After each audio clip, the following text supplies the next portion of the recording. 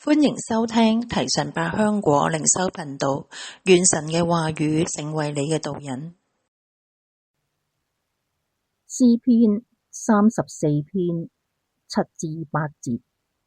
耶和華的使者在敬畏他的人四圍安營，搭救他們。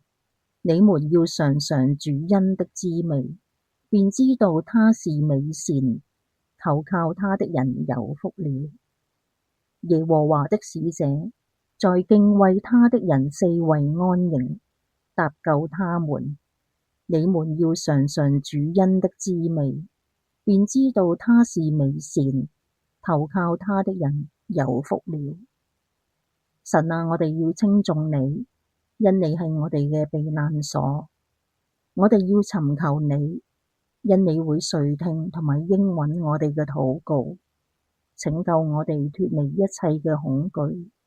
即使處於患難之中，神會差遣你嘅使者，在敬畏他的人四圍安營，搭救他們。